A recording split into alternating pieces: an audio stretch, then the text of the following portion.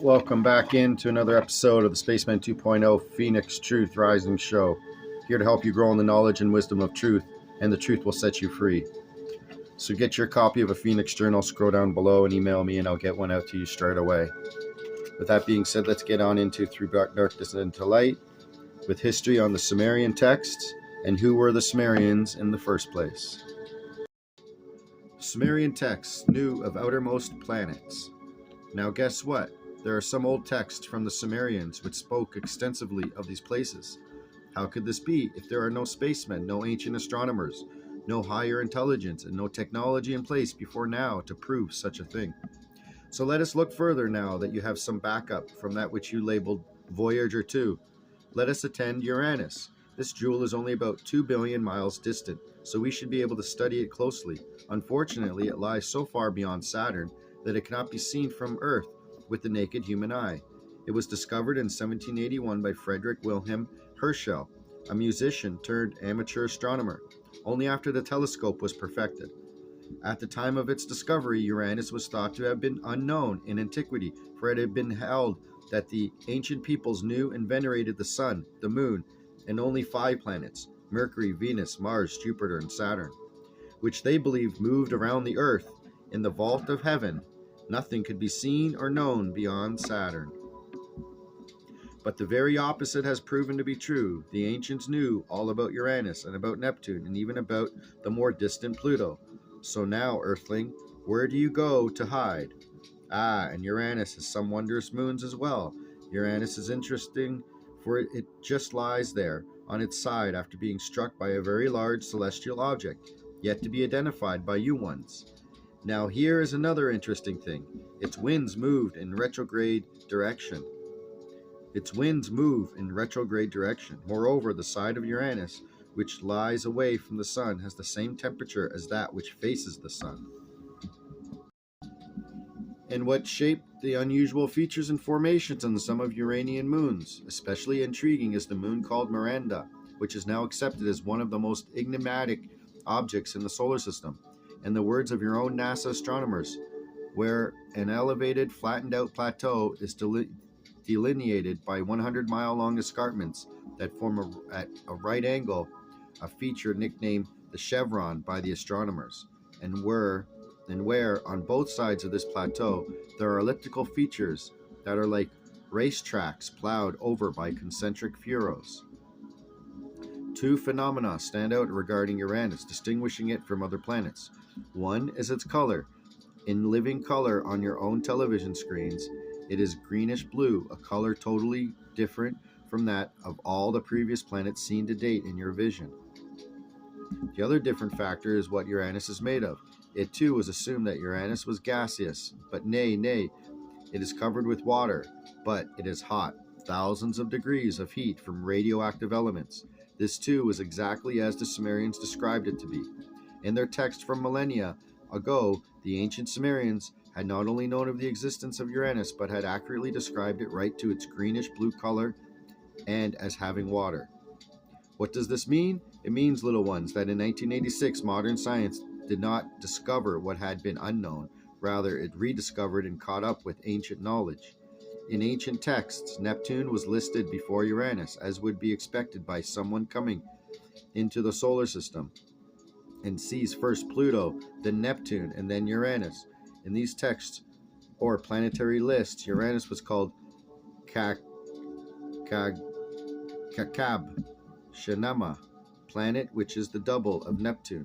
Uranus is indeed a lookalike of Neptune in size, color, and watery content. Both planets are encircled by rings and orbited by a multitude of satellites, or moons. Further, the magnetic fields of both have almost identical characteristics. Both have an unusually extreme inclination relative to the planet's axis or rotation, 58 degrees on Uranus, 50 degrees on Neptune.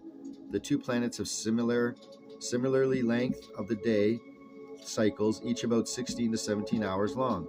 Does it not occur to you at this point that it just might be an interesting thing to witness a photon belt which is pure light and invisible to sight perception? Further, if you do not even know there is a photon belt present, how can you assume that you are not an orbiting system around the sun cluster with the power of Pleiades? I certainly hope George will not be too irritated with his friend to not share this information with him. He demands information from HATONN. He shall get information, for I wary of the foolish games and accusations.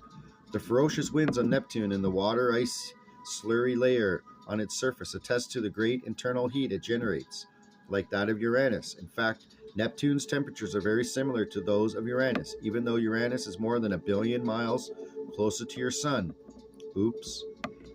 It may be interesting to note that even your NASA scientist made an announcement regarding the similarity of the ancient texts in what you have now seemingly proven.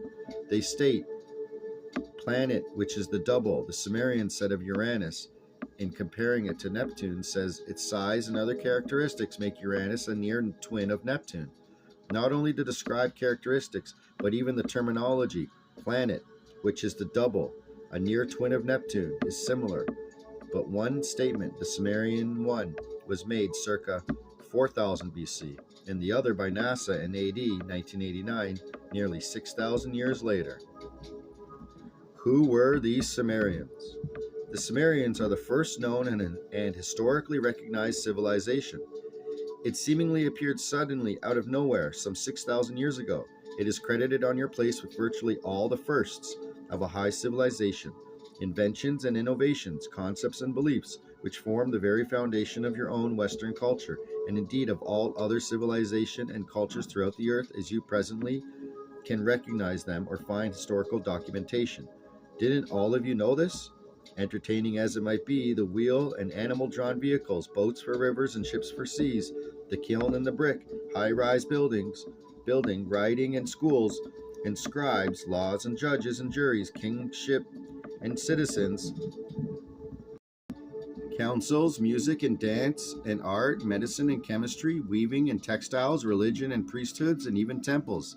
They are all thought on earth, Sean, to have begun there in Sumer, a country in the southern part of today's Iraq, located in ancient Mesopotamia. Above all, knowledge of mathematics and astronomy were believed to have begun there. Hence why they went in there in the Gulf War and took out everything. Surely enough, all the basic elements of modern astronomy are found in Sumerian origin. The concept of a celestial sphere, of a horizon and a zenith, of the circle's division into 360 degrees, of a celestial band in which the planets orbit the sun, of grouping stars and constellations and giving them the names and pictorial images that are called the zodiac today, of applying the number 12 to the zodiac and to the divisions of time, and of devising a calendar that has been the basis of calendars to this very day. I would say the Sumerians made a small contribution to your present society. Interesting notations. The Sumerians recorded their commercial and legal transactions, their tales, and their histories on clay tablets. They drew their illustrations on cylinder seals on which the depiction was carved in reverse as a negative that appeared as a positive when the seal was rolled on wet clay. In the ruins of Sumerian cities, excavated by archaeologists in the past century and a half, hundreds, if not thousands, of the texts and illustrations that have been found dealt with astronomy. Do you see now why I simply cannot get too interested in some overhyped and tampered with Dead Sea Scrolls? Why not go study where truth can be found? I think you know the answer to that one. Among these are lists of stars and constellations in their correct heavenly locations and manuals for observing the rising and setting of stars and planets. There are texts specifically dealing with the solar system. There are texts among the unearthed tablets that list the planets orbiting the sun in their correct order. One text gives the distance between the planets. There are illustrations on cylinder seals depicting the solar system that are at least 4,500 years old and that are now in the Near Eastern section of the State Museum in East Berlin, cataloged under number VA/243 for your inquiring minds.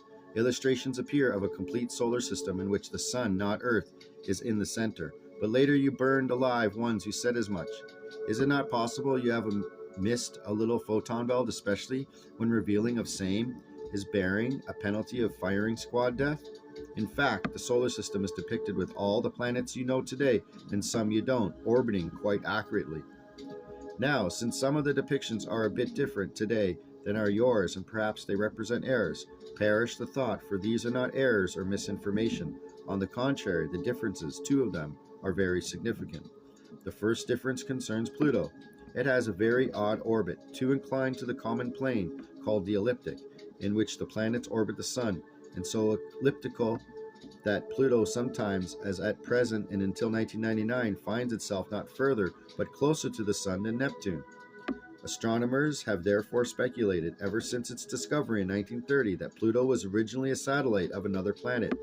The usual assumption is that it was a moon of Neptune that somehow, no one seems to be able to figure out how, got torn away from its attachment to Neptune and attained its independent, though most bizarre, orbit around the Sun. This is confirmed by the ancient depiction, but with a significant difference. In the Sumerian depiction, Pluto is shown not near Neptune, but between Saturn and Uranus, and in Sumerian cosmological texts, which we shall consider here at length, relate that Pluto was a satellite of Saturn that was let loose to eventually attain its own destiny, its independent orbit around the Sun. Oh, hearsay? Could it be?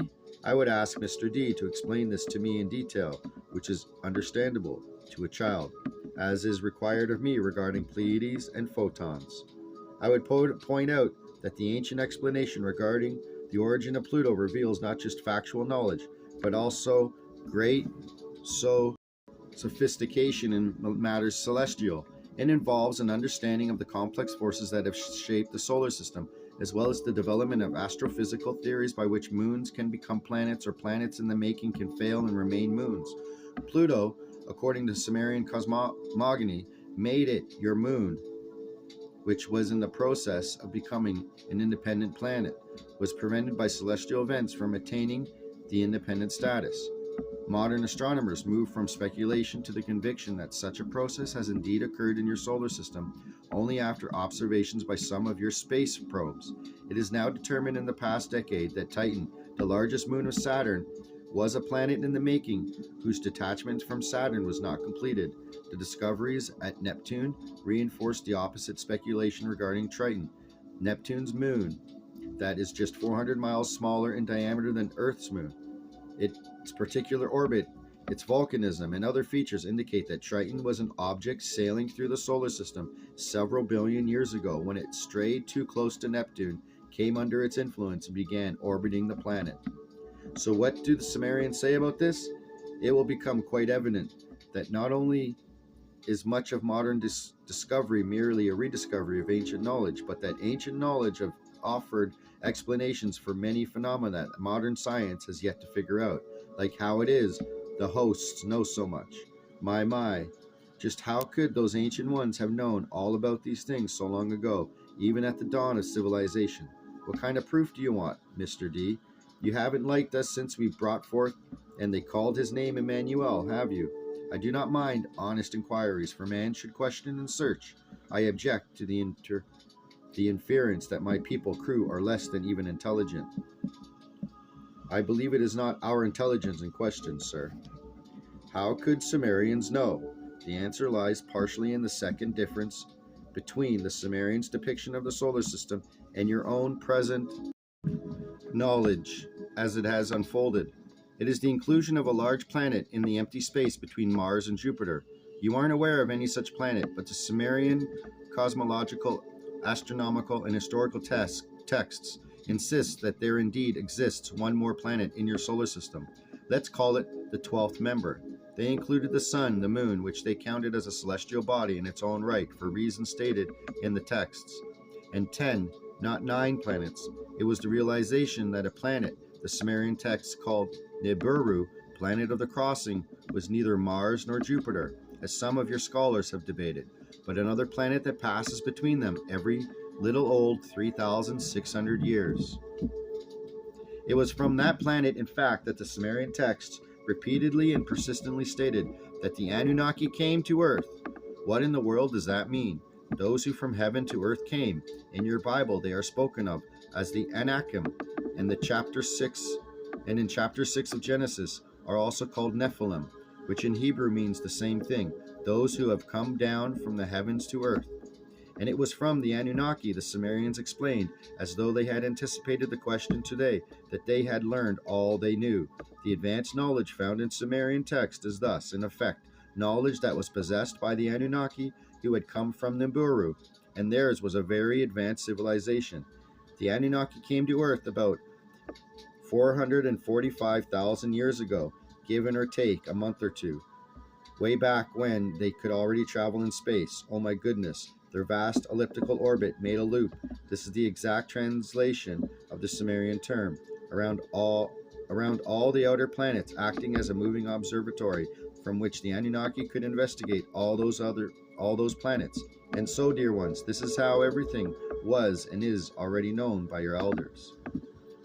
Watch Battlefield Earth, and you'll see a depiction of what was just told to you. And that movie is with John Travolta, Battlefield Earth. Other possible answers. Why anyone would bother to go to your little speck of matter called Earth? Not by accident, not by chance. Not once, but repeatedly every 3,600 years or so, is also answered in the Sumerian text and doesn't longer have to be wondered about for the inquiring minds of today. On their planet, the Anunnaki and Nephilim were facing a situation which you on Earth may also soon face. Ecological deterioration and life was increasingly difficult. There was need for protection of their dwindling atmosphere, and the solution was to suspend gold particles above it as a shield.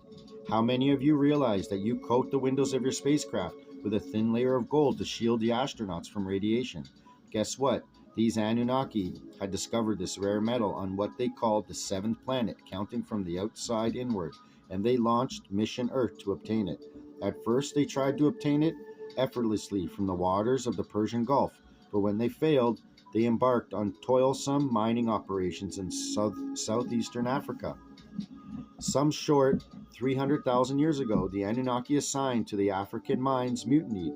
It was then that the chief scientist and the chief medical officer of the Anunnaki used genetic manipulation and in vitro fertilization techniques to create primitive workers, the first Homo sapiens, to take over the back-breaking toil in those gold mines. The Sumerian texts that describe all these events and their condensed version in the book of Genesis have been extensively dealt with in other writings available today. The scientific aspects of those developments and of the techniques employed by the Anunnaki are the subject of which wondrous speculations can be made, and perhaps by projections of replicas and robotics won't seem so far-fetched to the